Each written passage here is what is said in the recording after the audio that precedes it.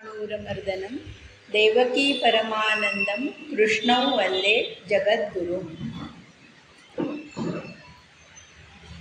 आपण वैदिक वाङ्मयावरून आता अभिजात संस्कृत वाङ्मय या विषयाकडे वळलो आहोत. मागच्या व्याख्यानामध्ये अभिजात संस्कृत वाङ्मय म्हणजे काय आणि त्याचा आवाका, त्याचा विस्तार हा तुलनेने थोडक्यात पाहिलेला आहे. तर त्याच्यामध्ये एक विषय की जो आजच्या व्याख्यानाचा पंचमहाकाव्य म्हणून लिहिलेला आहे, त्याची थोडीशी पार्श्वभूमी ही मागच्या व्याख्यानात आपण पाहिली होती. मूळ म्हणजे आर्ष महाकाव्य यापासून आपण अभिजात संस्कृत वाङ्मयाकडे वळलो आहोत. पण आर्ष महाकाव्य हा विषय म्हणजे रामायण आणि महाभारत हे दोन महाकाव्य संस्कृतमधलीच आपण बघतोय म्हणून ती, आणि त्याच्यामध्ये महाकाव्य हा शब्द आहे पण ती ऋषी निर्मित आहे म्हणून आपण त्याला आर्ष म्हणजे ऋषींनी निर्माण केलेली असं आर्ष महाकाव्य. या आधीचं जे होतं हे सगळं अपौरुषेय वाङ्मय होतं. ते कोणत्याही ऋषींनी निर्माण केलेलं नाही, तर त्याला जे दिसलं म्हणून ऋषी ही दर्शनात, ज्यांना त्या दिसले त्यांना साक्षात्कार झाला, त्यांच्या आत्मचिंतनातून त्यांनी ते अनुभवलं आणि मग ते प्रकट झालं असं स्वरूप साधारणपणे मानलं जातं. आणि ते म्हणजे वैदिक वाङ्मय, त्यानंतर वेदांग, आर्ष वाङ्मय. आता आपण हे पंचमहाकाव्य असा विषय असला तरी त्याचे थोडंसं मागे पुढे मागच्याही याला घेतलेलं होतं आणि आत्ताही थोडं बघू. या महाकाव्या म्हणजे काव्याला किंवा या प्रकाराला विदग्ध महाकाव्य असं म्हटलं जातं. म्हणजे आता जसं मराठी वाङ्मयामध्ये पंत वाङ्मय, तंत वाङ्मय असं होते, तसं हे एका अर्थाने आता हे विदग्ध म्हणजे वैदिक वाङ्मयाला अनुसरलेलंच असं हे आहे. पण हे रचणारे जे कवी आहेत, आता कवी म्हणजे आपण मराठीमध्ये ज्या अर्थाने कवी म्हणतो तसा मूळ त्याचा अर्थ नाहीये. कवी याचा अर्थ विद्वान. मग हे विद्वानांनी रचलेलं काव्य आणि ते मोठं आहे, आकाराने मोठं आणि त्याचा विषयही मोठा. म्हणून मागच्या व्याख्यानात सांगितलं होतं मी, त्याचं लक्षण जे महत्त्वाचं केलं जातं ते म्हणजे महता महच्च यत् यत् काव्यम, जे काव्य महताम षष्ठी आहे ती म्हणजे मोठ्यांच्या बाबत, म्हणजे त्याचा वर्ण्य विषय जो आहे हा कुणीतरी महान विभूती असेल, एक व्यक्ती, मोठी व्यक्ती, जो राजा असेल, ऋषी असेल, देवदेवता असतील अशी, पण ज्यांचं चरित्र हे भव्य आहे म्हणून महता. आणि एवढंच नाहीये, थोडक्यात नाही, एकश्लोकी नाही, महता आणि महच्च, त्याचप्रमाणे जे मोठं आहे, मोठ्यांविषयीचं आणि मोठं असलेलं असं जे पंडित कवींनी केलेलं काव्य याला विदग्ध काव्य असं म्हणतात. आणि मग ही संस्कृत वाङ्मयामध्ये म्हणजे अभिजात संस्कृत वाङ्मयामध्ये अनेक महाकाव्य आहेत. पण त्या अनेक महाकाव्यांपैकी पंचप्राण असलेली अशी जी संस्कृत वाङ्मयाचे साक्षात पंचप्राण, आपल्याला पंचप्राण हा शब्दात, या शब्दाची महती माहिती आहे. तो शब्द कसा आहे म्हणजे साक्षात तो वाङ्मयरूपी जर शरीर असेल तर त्या शरीरात असलेले हे 5 प्राण म्हणजे ही 5 महाकाव्य आहेत. ती कोणती? ती म्हणजे कालिदासाचं पहिलं काव्य जे आहे हे कुमारसंभव, याचा मान पंचमहाकाव्यांमध्ये याचा मान प्रथम आहे. कुमारसंभव, मग रघुवंश, ही 2 कालिदासाची महाकाव्य आहेत. त्यानंतर येतं ते म्हणजे भारवी या कवीचं किरातार्जुनीय. एक आपण ती नंतर बघणार आहोत. त्यानंतरचं काव्य म्हणजे माघ या कवीचं मेघदूत, सॉरी माघ या कवीचं शिशुपाल वध, माघ आल्यामुळे मेघ आलं, माघ या कवीचा शिशुपाल वध. आणि पाचवं जे काव्य आहे हे नैषधचरित. आपल्याला सगळ्यांना नलदमयंतीचं आख्यान माहिती आहे, ते महाभारतामध्ये नलोपाख्यान म्हणून एक मोठं आख्यान आहे, त्याच्यावर आधारित. मग त्याचं मूळ जरी आधार घेतलेला असला तरी त्यातला काव्यत्व देऊन त्याच्यात सौंदर्य आणून महाकाव्यत्व दिलं ते श्रीहर्षाचं हे नैषधीय चरित. अशी ही पंचमहाकाव्य आहेत. यापैकी नैषध हे विद्वद औषध असं म्हणतात. नैषधम विद्वद औषधम म्हणजे विद्वान लोकांना ते औषध आहे, म्हणजे त्यांच्या बुद्धीला चालना देणारं. काय बरं अर्थ असेल, याचा अलंकार कसा असेल, ही रीती कोणती आहे, अशा प्रकारे अत्यंत एका अर्थाने बघायला गेलं तर ते सुलभ असं नाही, असं असलेलं म्हणून नैषधम विद्वद औषधम, की सगळ्या प्रकार. जेणे कारण एक सुभाषित आपल्याला माहिती असेल, काव्यशास्त्र विनोदेन कालो गच्छती धीमताम. धीमान जे आहेत म्हणजे बुद्धिमंत जे असतात ते आपला वेळ कसा घालवतात, काव्य शास्त्र आणि विनोद अशी त्यांची मनोरंजनाची साधनं आहेत. तर हे सर्व आपल्याला नैषध चरितामध्ये मिळतं, म्हणून त्याला विद्वद औषध असं म्हटलं गेलेलं आहे. हे पाचवं महाकाव्य ह्याच क्रमाने म्हटली, कारण काल जो आहे रचना कालानुसार हा क्रम सांगितलेला आहे. तर पंचमहाकाव्यांपैकी पहिलं काव्य ते आहे कुमारसंभव, कालिदासाचं आहे. हे कालिदास हे नाव आपल्या सगळ्यांना परिचित आहे. संस्कृत वाङ्मयाला पडलेलं एक सुंदर असं स्वप्न म्हणजे कालिदास आहे.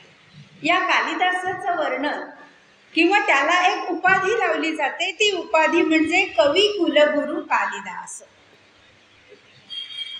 कवी कुलगुरू आहे सगळ्या कवींमध्ये तो सर्वश्रेष्ठ असलेला असा. आता हे विदग्ध कवींबाबतच आपण बोलतोय ना, आपण वाल्मिकी मुनींबद्दल बोलत नाही. वाल्मिकी हे ते याच्या तुलनेच्या पलीकडे, त्यांची तुलना नाही. वाल्मिकी हे आदी कवी आहेत, त्याच्यानंतर तिथून पुढे आपण गेलोय. व्यास वाल्मिकी यांची तुलना नाही, वैदिक वाङ्मयाशीही तुलना नाही. हे जे आहे हे सगळं विदग्ध काव्यामध्ये म्हणतोय. मग असे जे कवी आहेत त्यांच्यामध्ये कालिदास हा कवी कुलगुरू आहे. बऱ्याचदा म्हणजे संस्कृतचे अभ्यासक जे असतात, हा कालिदास हा भारतातला शेक्सपियर आहे असं म्हणतात. हा हो असं, किंवा तो कवी, इंग्लिश कवी जे आहेत त्यांच्या नावांवरून कालिदासाची तुलना करतात. हे कालाचं कुठेतरी विपर्यास होतोय असं वाटतं.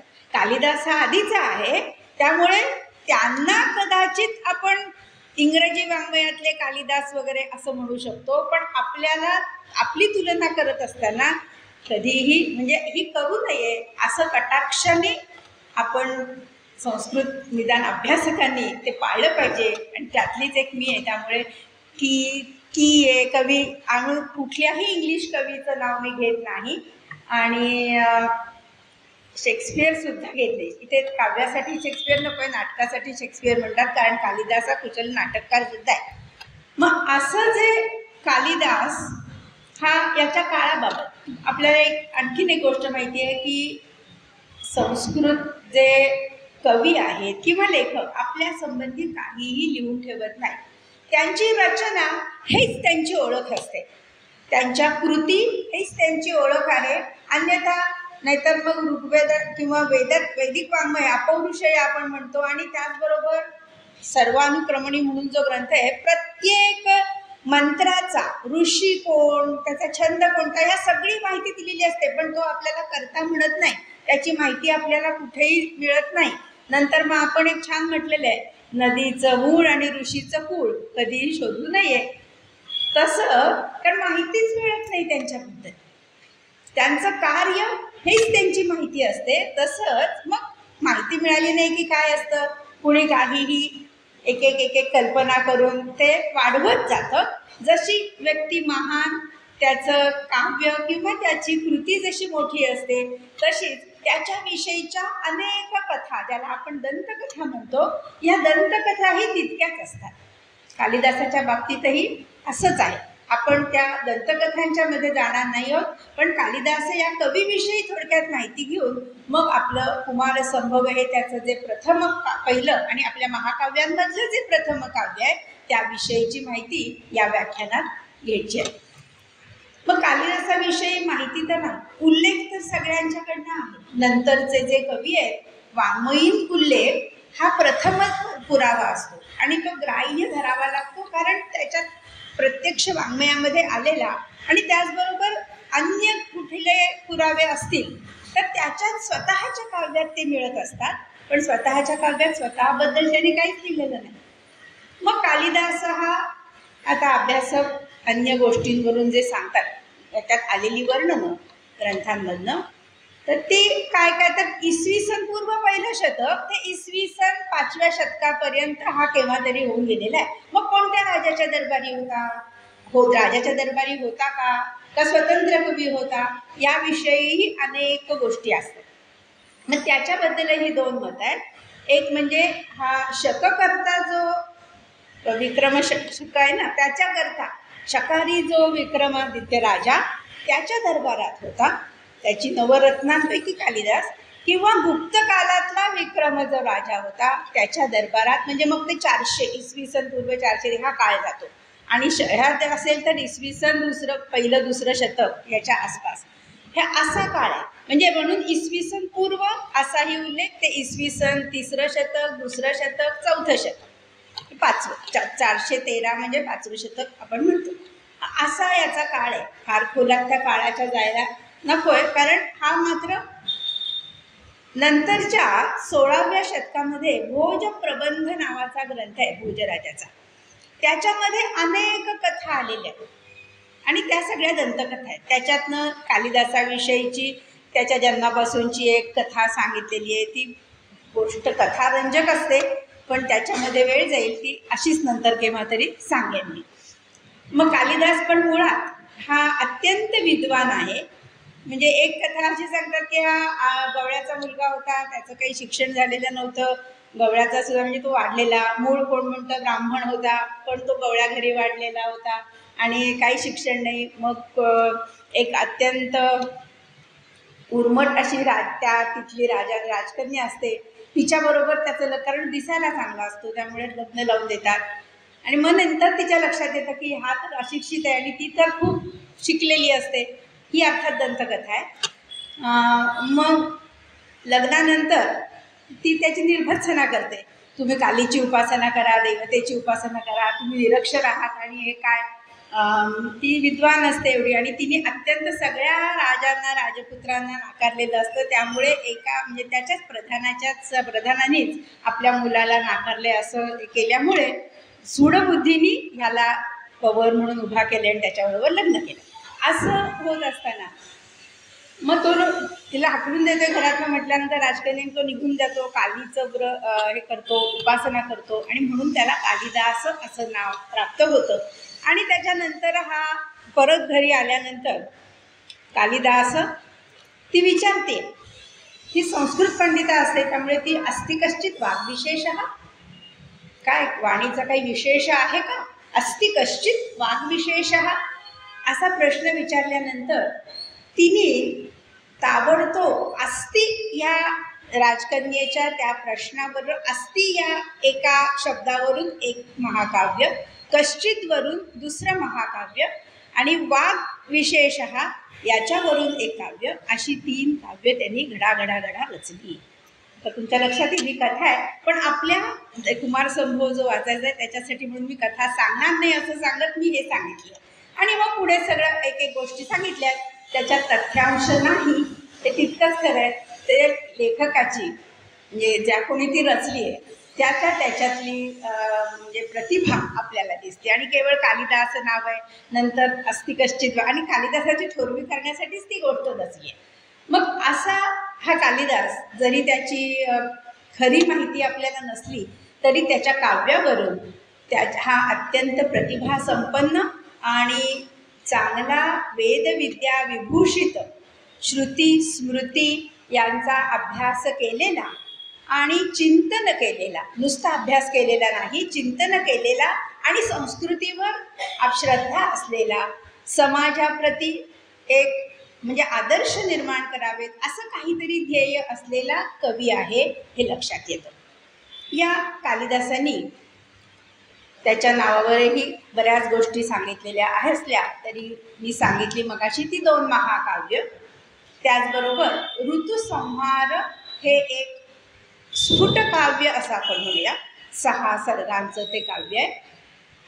आपले जे ऋतू आहेत त्या 6 ऋतूंची वर्णनं त्याच्यात आहेत, म्हणून ते ऋतुसंहार. सं अधिक ऋ म्हणजे एकत्र करणं, ऋतूंचं एकत्रीकरण. प्रत्येक ऋतूमध्ये निसर्गामध्ये कसा कसा बदल होतो आणि पशु प्राणी किंवा फुलं हे त्याला कसं प्रतिसाद देतात याचं अत्यंत सुंदर वर्णन छोटेखानी काव्य आहे हे या काव्यामध्ये केलेलं आहे. म्हणून ते ऋतुसंहार हे त्याचं पहिलं काव्य असं आपण म्हणूया, किंवा अभ्यासक तसं मानतात एकंदरीत रचनेवर.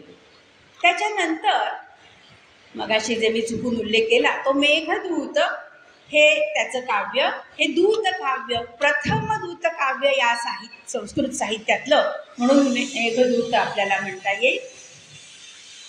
यक्षानी म्हणजे शाप झालेल्या, त्याची आपण नंतर घेऊया. यक्षानी एक म्हणजे आपल्या पत्नीपासून विरह झालाय, त्याला शाप मिळालेला होता म्हणून तो लांब गेलेला होता आणि त्याला आपल्या पत्नीला निरोप द्यायचा आहे. विरहाकुल अवस्थेमध्ये, व्याकुळ अवस्थेत त्यांनी मेघ पाहिला. आषाढातला मेघ बघून त्या मेघाकरवी त्यांनी संदेश पाठवलाय.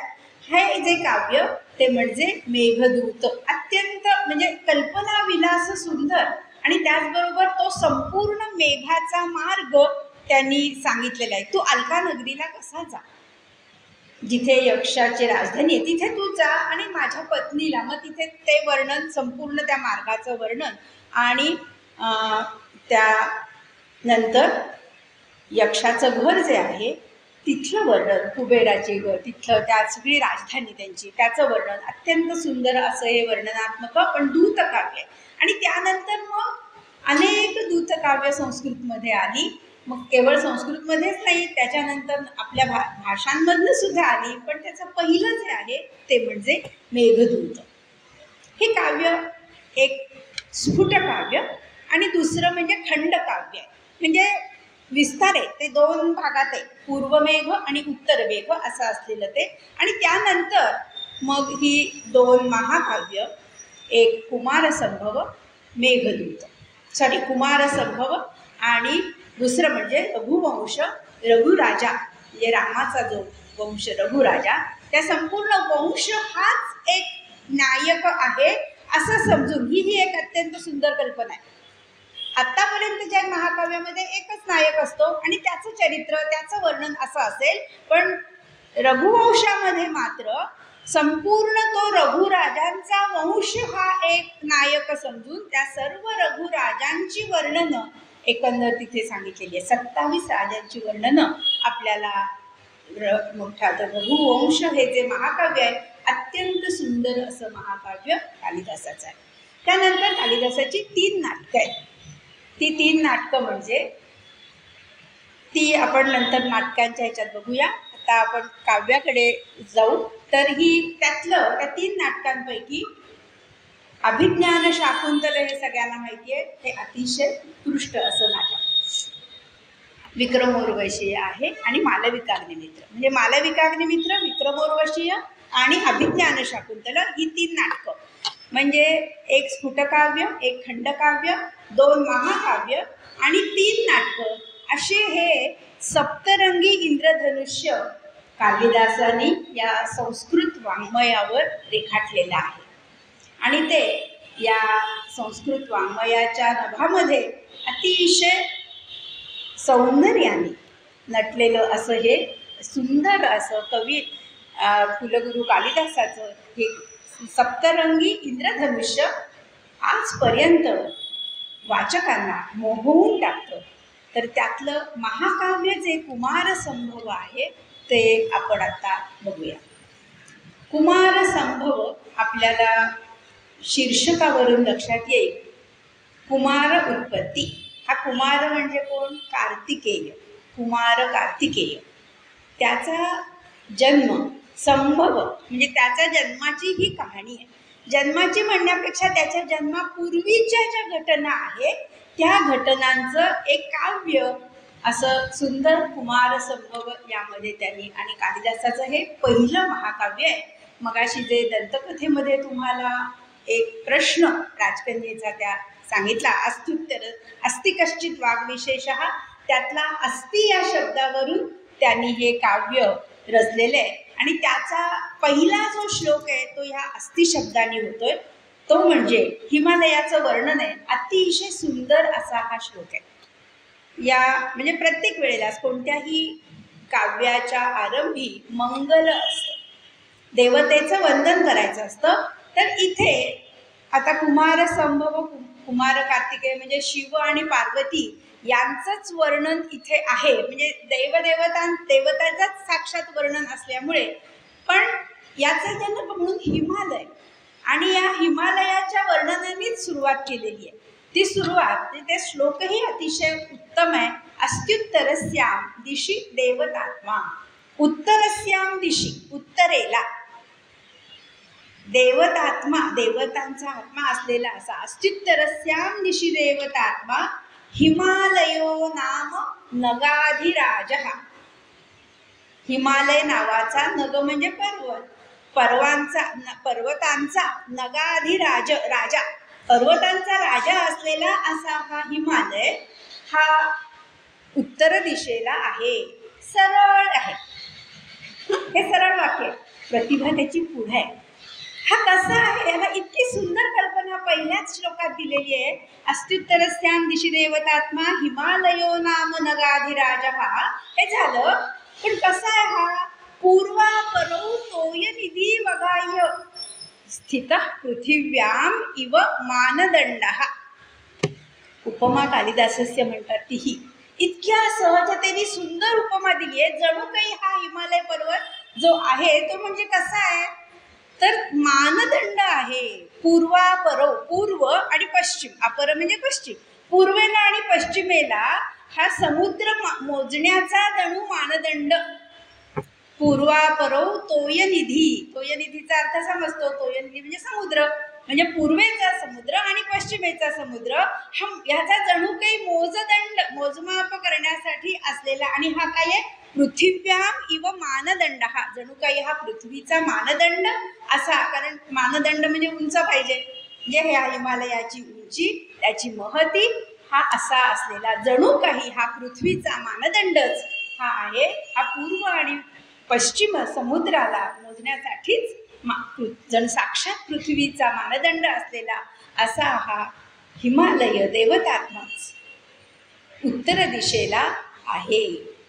आणि मग पुढे काव्याला सुरुवात होते. पहिल्याच श्लोकाचं अत्युत्तमत्व मला दाखवायचं होतं आणि म्हणून मी हे सांगितलं. फार म्हणजे जणू काही असा नमन करण्याची पद्धत कशी असते, मागे कधीतरी मी उल्लेख केला असेल कदाचित, असं मला आत्ता वाटतंय.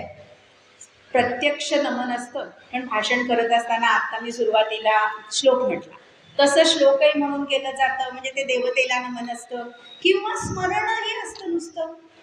साधारणपणे नेहमी अध्यक्ष महाशय आणि माझ्या बंधू भगिनींनो वगैरे करून भाषणाला सुरुवात होते, ते म्हणजे अध्यक्ष हे काय आहे, या स्मरणाने नमन असतं. म्हणजे उल्लेख केला म्हणजे तो एक नमनाचा प्रकारच आहे.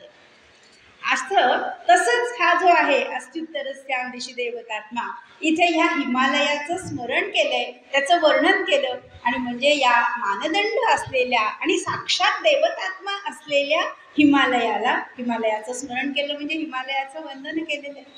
असं करून या काव्याला कालिदासांनी सुरुवात केली आहे. दुर्दैवाने म्हणजे थोडंसं थांबले मी आणि मग बोलायला लागले. इतकं सुंदर सुरुवात आहे, पण या महाकाव्याचं म्हणजे सांगितलं जातं 17 सर्ग आहे. आता महाकाव्य म्हटलं की तो सर्ग, कारण सर्गबंधो महाकाव्यम अशी महाकाव्याचं लक्षण आहे. महाकाव्य म्हटलं की ते सर्गबंध असतं, जसं आपल्या गीतेचे अध्याय असतात, पुस्तकाची प्रकरणं असतात, तसं महाकाव्य हे सर्गात विभागलेलं असतं, सर्गबद्ध असतं. मग त्याच्यामध्ये म्हणजे ते महत्वाचं आहे. सर्गबंधो महाकाव्य महता महच्चयत हे एक लक्षण सांगितलंच, ते स्वरूप सांगणारं. पण मग कसं असावं, तर ते सर्गातबद्ध असावं.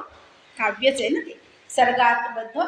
आणि शिवाय मग त्यामध्ये ऋतूंचं वर्णन हवं, त्यामध्ये सूर्योदय, निरनिराळ्या नदिया, पर्वत यांचं वर्णन हवं. असे एक एक एक एक पुष्कळ मोठं महाकाव्याची लक्षणं पुस्तकातनं, साहित्यशास्त्राच्या पुस्तकातून सांगितली आहेत. ही सगळी कशाच्या आधारे आहेत बरं?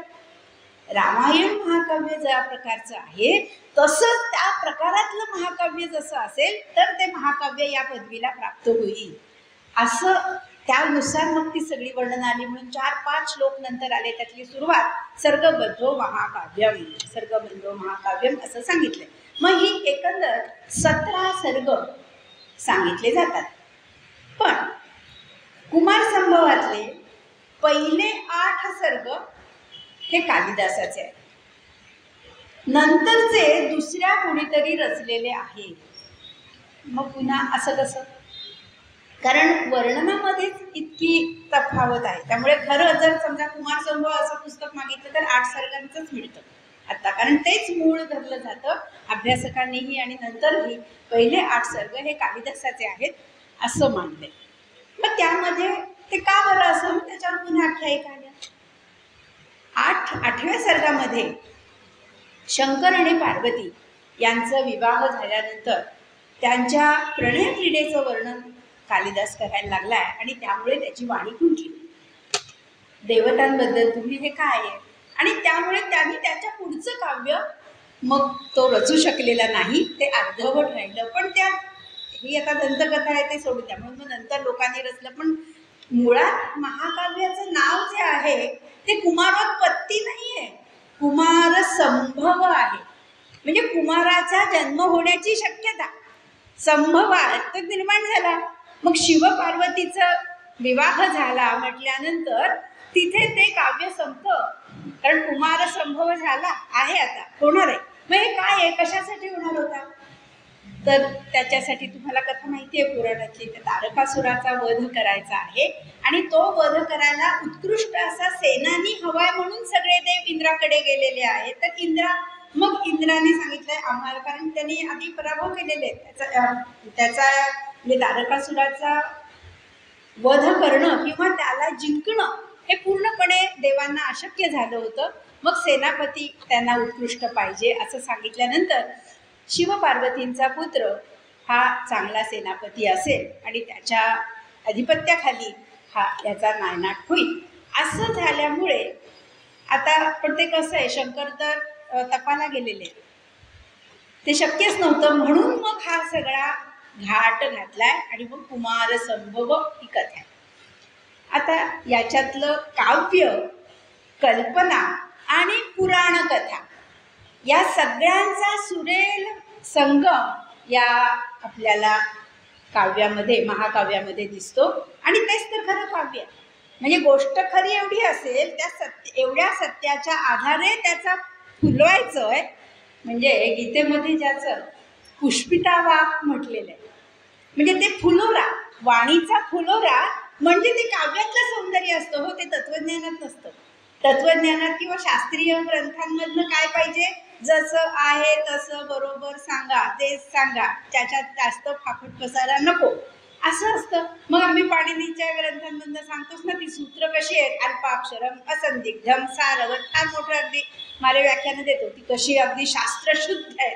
एक अक्षर, शब्द काय, एक अक्षर इकडचा तिकडे होऊन चालणार नाहीये, कमी जास्त त्याच्यात. पण काव्यात तसं नाहीये. काव्यामध्ये तो फुलवायचा असतो आणि तो कशा फुलतोच तर कल्पना विलास आहे. आणि कालिदास हा तर कविता कामिनीचा विलास असं त्याला म्हटलेलं आहे. ते राजशेखराने कविता कामिनी, राजशेखर हा नंतरच्या काळातला 17व्या शतकातला एक साहित्यशास्त्राचा अभ्यासक आहे, की ज्यांनी काव्याचं लक्षण, मग अलंकार या सगळ्यांची लक्षणं वगैरे सांगून मग एक ह्या साहित्याचा आढावाही घेतलाय. त्यावेळेला कविता कामिनी म्हणजे स्त्री, ही कविता रूपी स्त्री आहे आणि एक एक कवी म्हणजे तिचे अवयव आहेत असं सांगितलंय. तर त्याचा मग एक कोण कोण आहेत, मग कोण कान आहे, कोण नाक आहे, तर संपूर्ण कालिदास म्हणजे कोण आहे, तर कालिदास म्हणजे कविता कामिनीचा विलास आहे, एक अवयव नाहीये. भास कवी हे त्याचं हास्य आहे, पण कवी कुलगुरू कालिदासो विलास हा असं म्हटलंय. तिथे त्यांनी कवी कुलगुरू हे विशेषण लावलं आणि कालिदास हा त्याचा विलास म्हणजे मनमोहक हालचाल, व्यवहारच त्या स्त्रीचा संपूर्ण व्यवहार आणि तो कसा मोहक असलेला सुंदर असा व्यवहार म्हणजे कालिदास आहे. मग त्या कालिदासानी ह्या पुराण कथेचा आधार घेऊन सुंदर असं काव्य रचलं. ते 1 ते 8 सर्गात, त्यातल्या काही घटना ह्या पुराण कथेवर आहेत. त्या मूळ घटना पुराणांमध्ये सरळ सरळ त्याचं वर्णन केलेलं असेल, मग तो शिवाचा महिमा ह्या अंगाने ती वर्णनं येतात. पण इथे मात्र आता काव्यानुसार त्याचं वर्णन येईल. तर त्याचं सुरुवात तुम्हाला एक श्लोक सांगितला हिमालय, आणि मग पुढे ओळीनी अतिशय सुंदर त्या हिमालयाची भव्यता आणि हिमालयाचं वर्णन पहिल्या सर्गामध्ये येतं. मग त्या हिमालयाची पत्नी मेना आणि त्यांची मुलगी, तिचं नाव ही आता पर्वताची मुलगी म्हणून पार्वती. नंतर तिला कशी कशी एक एक नावं नंतर मिळत गेलेली आहेत. ती त्या सारख्या कुमार संभवामध्ये सर्गातच पुढे आले. त्याच्यानंतर सुंदर आहे ती पार्वती, हळूहळू वयात यायला लागली आहे. मग आता तिला कोण पती तिचा असावा, पहिल्या सर्गातच हे सगळं वर्णन येत आहे. मग त्यावेळेला तिचा पती म्हणून प्रत्येक एक करत असताना नारद येतात आणि ते सांगतात शंकर किंवा विष्णू आदी. मग शंकर हा पती, मग उमेच्या मनामध्ये शंकर, मग शंकर कसा असेल, तर शंकर तर ह्याला बसलेला आहे तपाला. मग शंकर देवता म्हणजे ती तपश्चर्या करून शंकराला त्याच्या आधीची घटना तुम्हाला माहिती आहे, सती आली, ती गेलेली आहे, म्हणजे तिने आपल्या वडिलांच्याच अग्निकुंडात करून घेऊन स्वतःला त्या करून, मग त्यामुळे शंकर मग शेवटी वनवासात गेलेले आहेत. असं असताना वनवासात नाही, शंकर हे तपाला गेले, तपश्चर्येला बसलेले आहेत. त्यांना आता कसं काय वश करायचंय, त्यांना म्हणजे विवाह करण्यासाठी अनुकूल तर करायला पाहिजे, कारण तारकासुराचा वध करायला हवाय. त्यांनी सगळ्या या देवलोकामध्ये उच्छाद मांडलेला आहे. तर अशा वेळेला नारदानी, तुम्हाला माहिती आहे कळी म्हणजे सुरुवात काहीतरी करून देतात, तसं नारदानी ते फिरवलं. मग ही पार्वती तपाला जात असताना तिची आई मेना ती सांगते मा गच्छ वने वनम घोरम. मा गच्छ, म्हणजे अगं ह्या अर्थाने आहे, आणि मा गच्छ जाऊ नको, त्या घोर वनामध्ये तू जाऊ नको ग तपाला. ते उमा करत तिचं नाव उमा पडलं. अशी सुंदर उत्पत्ती त्या श्लोकामधनं सांगितली आहे. त्यामुळे त्या पार्वतीचं नाव नंतर उमा असं झालेलं आहे. मग ही त्या वनामध्ये पार्वती तपासला गेलेली आहे. तप करून तरी शंकराच्या मनामध्ये काहीच परिणामच होत नाही. मग आता बाकीचे देवदेवता त्यांच्या मग त्या सुरू झाले, आपली प्रक्रिया तर सुरू झाली आहे, पण शंकर कसा काय बनणार आहे. मग त्याला इंद्राने दरबार भरवला. पुन्हा शंकराने असं सांगितलं की आता आपल्याला या पार्वतीला सहाय्य केलं पाहिजे.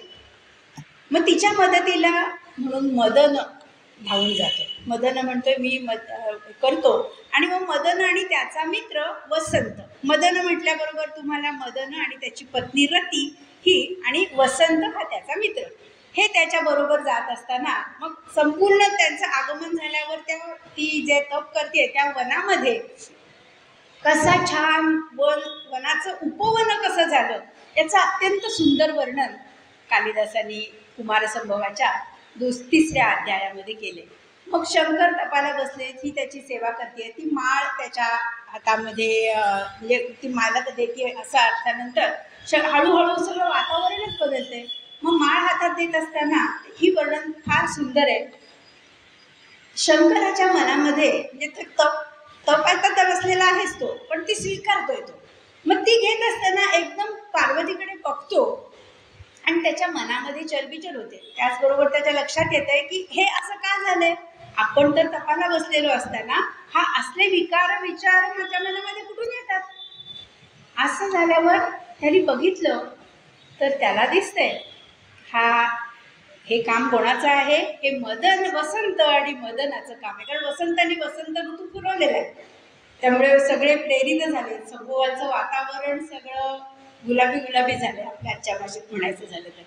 मग असं झाल्यानंतर पार्वती आणि त्यांनी बघितलंय तर तो मदन आपला बाण सोडायच्या तयारीत आहे. ती घटना पण त्यांनी अत्यंत सुंदर रंगवली आहे, चित्रित केली आहे. म्हणजे शब्दचित्र इतकं सुंदर आहे की आपल्या डोळ्यासमोर उभं राहत आहे. पार्वती अशी ती पुष्पमाला त्याला देते, शंकर ती घ्यायच्या बरोबर मदन तिकडनं बाण मारणार. तो प्रणय बाण आहे, म्हणजे हे काममोहित झाले. पण त्याच्या आधीच शंकराने आपला तिसरा डोळा उघडला आणि मदनाचा भस्मसात केला. हा माझ्या मनामध्ये विकार निर्माण करतोय आणि माझा तपोभंग करतो म्हणून भस्मसात केला. त्याच्यानंतर म्हणजे हा तिसऱ्या अध्यायाचा शेवट आहे, हा तिसरा सर्गाचा. आणि आता हा तपोभंग तर झाला नाही आणि तो पुन्हा तपश्चर्येला बसला शंकर. इकडे मात्र हाहाकार झाला, मदनच नष्ट झाले. मदन नष्ट झाला म्हणजे संपूर्ण जगातली प्रेमभावना गेली ना. प्रेमभावनाच नष्ट झाल्यावर जगरहाटी कशी जाणार. रतीने सांगितलं, ती विलाप करायला लागली. रतीने सांगितलं, मी आता सती जाणार, तुम्ही वसंताला आपल्या म्हणजे मित्रा तुम्ही आता अगदी तयार करा. आणि कारण मग हा तर भस्मच झालेली आहे. मग तिच्यासाठी करत असताना सगळे देव येतात, तू असं करू नको, मदन जिवंत होईल, वाट बघ थोडी. मग देवांनी प्रार्थना केल्यावर तो थांबतोय. आणि मग चौथा सर्ग जो कुमार संभवाचा आहे हा रतिविलाप म्हणून आहे. विरहिणी काव्य जी असतात त्यातला अत्यंत सुंदर नमुना म्हणून हा चौथा सर्ग आहे. रतीने जो विलाप केलेला आहे, तिची जी अवस्था झाली आहे, त्याचं कालिदासाने केलेलं वर्णन हे ह्या चौथ्या सर्गात आपल्याला दिसतं. पार्वती तर हताश होतेच आहे, कारण काही उपयोग झालेला नाही. आता शंकर तर वनात निघून गेला, सगळ्याच आशा दुरावल्या आपल्या विवाहाच्या असं तिला वाटतंय. तीही स्वतःच्या कर्माला, सौंदर्याला, सगळ्यालाच दोष देते. इकडे रती विलाप करते. आणि तो चौथ्या सर्गानंतर मग तिने आता ठरवले घरी परत येते आणि पुन्हा घोर तपश्चर्या करायची. अशी साधं तप काही करायचं नाहीये. शंकर तर निघून गेले, मग साध्या म्हणजे एकट्या घोर वनात जाऊन ती पंचाग्नी व्रत ही घेते. एक म्हणजे त्याच्यामध्ये एक आपली त्या व्रताची तीव्रता वाढवत जायचं. मग त्यामध्ये पहिल्यांदा पानं खाऊन राहत होती, अग्नीभोवती घेतलेली, सतत तो अग्नी ठेवायचा आणि त्याच्याभोवती तप करायचंय. पंचाग्नी व्रत मध्ये मग पानं खाऊन नंतर तिने पानं खाण्याचं सुद्धा सोडून दिलं. असं ते घोर तपश्चर्या म्हणून तिचं नाव अपर्णा असं पडलं. पानं सुद्धा न खाणारी अशा प्रकारे जी तप करते ती अपर्णा. आधी पर्णभक्षण होतं, वृक्षांची पानं, नंतर पानं सुद्धा खायची नाहीत. अशा तप करत असताना हे वर्णन कुमार संभवाच्या 5व्या सर्गामध्ये आलेलं आहे. आणि आता इथे जसा चौथा सर्ग रतिविलाप म्हणून उत्कृष्ट आहे, चांगला आहे. तिथे एक आधीचं म्हणजे तिसऱ्या सर्गामध्ये शृंगाराचं थोडं थोडं वर्णन येत होतं, वसंत ऋतू त्याचं वर्णन असं असताना एकदम सगळ्याच सीन बदलला, दृश्य बदललं. आणि मग रतीचा विलाप, त्यावर देवांनी तिला थांबवलंय आणि मग ती पुन्हा शांत होऊन थोडी तू त्याला वाट बघ असं सांगतात. मग हा नंतर त्याच्या म्हणजे लोकांच्या मनामध्ये भावना तर जागृत व्हायला पाहिजेत, म्हणून मग त्याला आता शरीर मिळालं नाही, म्हणून नंतर मदनाला अनंग असं म्हणतात. म्हणजे ज्याला अंग नाही, कारण त्याचं शरीर तर भस्म झाले आणि तो मनामध्ये निर्माण होतो.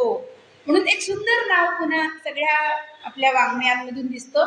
तो मदन म्हणजे मनसिज, मनामध्ये जन्माला येणारा. प्रेमभावना कुठून येते? आपल्या मनामध्ये उत्पन्न होते, म्हणजेच ती मदन भावना आहे. म्हणून हा मनसिज. आणि मग त्याच्यावर मग मदन, आणि तो आहे कल्पनेत मदन आहे, सगळ्या जगामधनं नष्ट झालेला नाही असं सांगितलं गेलं. मग 5वा सर्ग जो आहे त्या 5व्या सर्गामध्ये उमेचं घोर असं तप याचं वर्णन आहे. आणि आता ह्या घोर तपानी शंकर प्रसन्न झालाय. काळही बराच गेला इथे. शंकर पण त्यांनी ठरवले आता पार्वतीशी आपण विवाह करूया. पण तसं नाही आहे, तिचा परीक्षा घ्यायला पाहिजे. मग तिची परीक्षा कशी घेतोय तो एका बटूच्या वेशात तो येतो, ती जिथे तप करते तिथे. आणि मग आल्यानंतर संवाद होता. तो उमा बटू संवाद म्हणून कुमार संभवातला अत्यंत सुंदर असा नमुना आहे. उमा आणि तो बटू अर्थातच शिकलेला आहे. तो चांगल्या प्रकारे तू काय करतेस, कसं, कोण पाहिजे, कशासाठी आहे एवढं घोर तप आचरण, त्या तपाचरण करतेस, तू पर्वताची म्हणजे कन्या आहेस, म्हणजे राजकन्या आहेस, आणि हे काय वनात राहून असं शरीराला कष्ट देतेस वगैरे वगैरे. सगळं झाल्यानंतर मैत्रिणीकडनं पार्वती सांगते की शंकर हवाय. मग तो शंकराची निंदा करायला लागतो. काय तू निवडलायस, त्यापेक्षा अन्य वर तुला कोणीही घेईल तुझ्या या सौंदर्याचा, आणि याचा काय उपयोग. मग जसं जसं तो शंकराची निंदा करायला लागतो तशी उमा तापते. पार्वती खूप संतापते आणि ती तू आता चालता हो इथून असं सांगून हा जो काय त्यांचा संवाद आहे थोडासा, म्हणजे बटू शंकराच्या म्हणजे शंकरच आहे, बटू वेशातला शंकर तिची खिल्ली उडवायला बघतोय आणि उमा सुद्धा तडफेने त्याला उत्तर देते. हा उमा बटू संवाद हा आजारी 10-20 श्लोकांमधला आहे तो, पण अत्यंत सुंदरपणे पार्वतीची तडफ दाखवणारा आणि बटूचा चाणाक्षपणाही त्याच्यात दाखवलाय. आणि कशा प्रकारे परीक्षा घेतली आहे, सत्व परीक्षा म्हणजे काय, पण ती फार मोठी नाही, थोडक्यात सांगितलंय इथे. आणि नंतर तिला गेल्यानंतर ती संतापते भयंकर आणि त्याला जायला सांगते, नाही तर मीच निघून जाते, कारण अशी निंदा ऐकणं काही बरं नाही. मग ती निघून जाते असं म्हटल्याबरोबर मग तो आपल्या मूळ रूपात येतो आणि तिचं पाणीग्रहण करतो. अशा प्रकारे हसत ते सुहास्यवदन. आणि मग झालेली पार्वतीची शैलाधिराज तनया न ययौ न तस्थौ. ती जी घाईघाईने जायला निघाली होती संतापानी, आणि तिला धरल्याबरोबर ती गेली पण नाही आणि ती उभी पण राहत नव्हती, कारण नंतर ती लाजायला लागली. आणि हेच शिल्प आपल्या बऱ्याच शिल्पांमधून तिचं हे चित्र जे कालिदासांनी वर्णन केलेलं आहे ते शिल्पाकृतींमधून दिसतं. कैलास लेण्यामध्ये सुद्धा पार्वतीचं जे चित्र आहे तसं दिसतं की ती जी कशी तिची अवस्था आहे, नख पायातली हे जातीये, अशा प्रकारे ते वर्णन कालिदासाचं आहे. अशा प्रकारे हा 5व्या सर्गात, मग 6व्या सर्गामध्ये ती तपसिद्धी झालेली आहे म्हणून येते. मग तिच्या विवाहाची तयारी 8व्या सर्गामध्ये, म्हणजे 7वा-8वा तो विवाह, मग तो वर कसा येतोय हे सगळं सुंदर वर्णन. म्हणजे एखाद्या लग्नाची, मग ते शंकराचे गण, त्याचं विवाह, हे विवाह वर्णन म्हटल्यानंतर काय आहे, कालिदासाची शैली बहरलीच आहे आणि ते वर्णन त्यांनी केले. त्याच्यामध्ये पार्वतीच्या सौंदर्याचं वर्णन आहे, ती वधू म्हणून कशी सजली आहे, आई वडिलांनी तिला कसा आशीर्वाद दिलाय, हे सगळं वर्णन तिथे येत आहे. आणि 8व्या सर्गापर्यंत हा कुमार संभव, म्हणजे नंतर त्यांचा विवाह पार पडला आणि मग त्यांच्या म्हणजे प्रणयाला प्रारंभ झाला, असं थोडंसं वर्णन येऊन 8वा सर्ग तिथेच संपतो. अर्धवटच तो संपतोय. आणि कुमार संभव हे काव्य कालिदासाचं अर्धच राहिलेले, पूर्ण होत नाही. म्हणजे असा काही तो कुमाराचा जन्म असं कुठेही, ते नंतर मग लोकांनी 9व्या ते 17वा, पण त्याच्यामध्ये इथे जे एक प्रकारचा संयम आणि सौंदर्य असं दोन्ही जे दिसतं ते पुढच्या सर्गांमधून दिसत नाही. कारण नंतर पार्वती आणि शिव यांच्या रतिक्रीडेचं वर्णन करणं हे काही ध्येय नाही, म्हणून ते काव्य तिथेच थांबलंय. आणि कुमार संभव हे मूळ काव्य 1 ते 8 अशा सर्गांचं. आणि मग नंतर टीकाकार म्हणजे महाकाव्यांचा, म्हणजे कालिदास म्हणा किंवा सगळ्याच काव्यांवर जी टीका मल्लीनाथांनी केलेली आहे, कुमार संभव, त्या मल्लीनाथ म्हणजे उत्कृष्ट टीकाकार आहे. टीका कशी असावी, म्हणजे वर्णन विवेचन कसं करावं याचं वस्तुपाठ सांगणारं ते टीका आहे ती. त्यांनी सांगितलंय, म्हणजे इथे संपतच, हे अर्धवट नाहीच आहे. कारण कुमाराचा जन्म आता होणार हे निश्चित आहे, आणि कुमाराचा जन्म झाला की भविष्यवाणीनुसार तारकासुराचा वध होणार हेही निश्चित आहे. पुन्हा प्रत्यक्ष मग त्याची लढाई, त्याचं हे काही करायची गरज नाही. अशा प्रकारे हे कुमार संभव हे कालिदासाचं पहिलं महाकाव्य आपण त्याचा थोडक्यात आढावा घेतला आहे. अत्यंत सुंदर वर्णनं, त्यातलं हिमालयाचं वर्णन, नंतर रतीचा विलाप आणि उमापटू संवाद आणि नंतर पार्वतीच्या विवाहाचं असलेलं वर्णन, हे यातले मोठे अतिशय सुंदर म्हणजे मास्टरपीसेस असं म्हणता येईल, अशी ही सौंदर्य स्थळं आहेत या काव्यातली. तर जेव्हा केव्हा म्हणजे आधी असेल तर हे जरूर वाचावं. त्यातला 5वा जो आहे उमापटू संवाद, त्यातला ते घेतलं तर सौंदर्य आपल्याला कळेल. म्हणजे हाच काव्य लिहिणारा उत्कृष्ट नाटककार कसा आहे हे आपल्याला पुढे जाणवतं. हे नाटकामध्ये जे संवाद कौशल्य आपल्याला दिसतं ते या काव्यामध्ये दिसतं आणि असंच मग संवाद कौशल्य त्याचं वाढत वाढत तो शेवटी एक कुशल नाटककार कसा झालेला आहे हे आपल्याला पाहायला मिळतंय. तर थोडक्यात कुमार संभवाचा आढावा आपण घेतलाय. पुढच्या ह्याच्यात दुसरं महाकाव्य जे आहे रघुवंश ते आपण पाहू. नमस्कार.